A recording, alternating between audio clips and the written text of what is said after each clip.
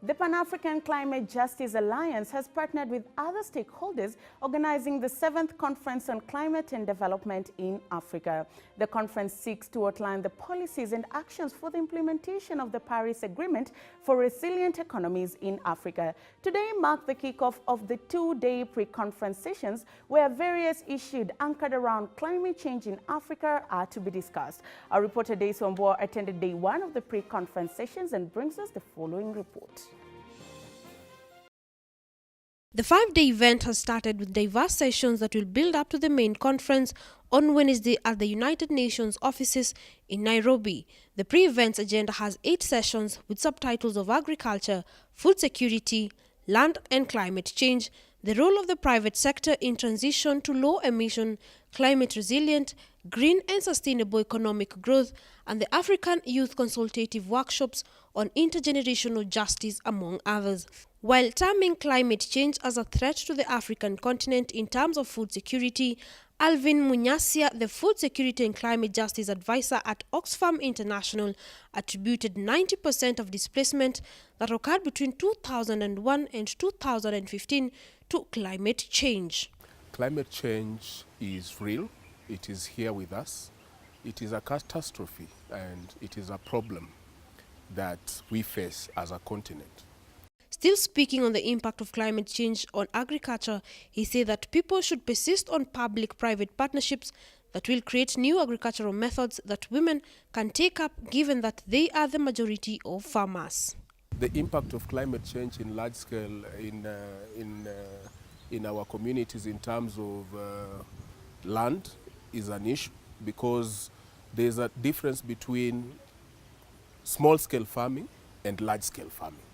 So they are calling it industrialized agriculture. And everyone is saying that Africa, the next industrialization agenda in Africa will be led by agriculture. But we need, as a continent, to also resist those public-private partnerships, which will bring in mega agricultural projects and displace rural women out of their land, and therefore amounting to local communities, rural women and young people having lost natural resources as a source of their livelihood and as a source of their farming and as a source of the only resource they have for their livelihood. Lovelyn Njim, the president at Pan-African Rural Women Assembly, spoke on the importance of having information on the weather patterns for preparedness as these changes impact agriculture. The government have people that they pay as meteorologists. What are they doing with the information? They should release the information to us at the continental level, at the country level, even at the local level. And they should use the language we will understand. Because there's no way they will use that big English, and me, as a rural woman farmer in the rural area, who doesn't even hear any English at all, will understand it. But they should come down to my own local language so that I will hear it, I will understand it, and I will prepare ahead. Because when you are not prepared, it will just come to you like a thief. Before you know it, all you have gotten is just lost in a twinkle of an eye. Speaking to the policy advisor, Climate, Finance and Development, German Watch, Jean Paul said that there are different opportunities for financing climate change as well as supporting agricultural development, because agriculture is an important sector in the growth of the country. The Green Climate Fund has resources available for adaptation and mitigation projects and programs that contribute to a paradigm shift toward low carbon development pathway. This means moving away from development kind of funding that is always a business as usual. And this is really about financing projects and programs that can really bring a transformation into the way we develop our environment, our economy, our societies, and having a view how this could also contribute to agricultural development. With the pre-conference building up to the main conference on climate change, solutions to curb climate change were given. We must put down policies and implement policies that benefit the small-scale farmers. We must open up finances. And I remember during the Paris Agreement, just before the road to Paris, countries came up with the intended nationally determined contributions, which are now nationally determined contributions.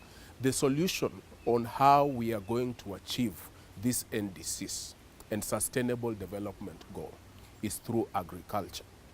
Let us respect small-scale farmers. Let us respect small-scale farming as a way in which we can adapt into the impacts and catastrophes of climate change. Some of the solutions, one, you have to plant more trees.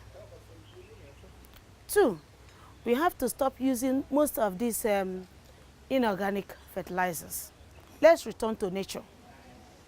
And we have to look inward to see the best crops, seeds we used to use those days. Let's reform it so that it will still come back. Because we have seen that most of these chemicals we apply to the soil is detrimental. The Pan-African Climate Justice Alliance will tomorrow host the National Climate Governance Conference, bringing together delegates from the 47 county governments and assemblies from across the country, while the Forest Carbon Partnership Facility, which is a Kenyan youth and climate engagement event, will also display innovations of young people from Kenya and showcase the work done over the last 10 years to curb the climate change menace. For Brand Plus TV Business News, I am Daisy Wambua. Hands up to show you are happy. Hands up!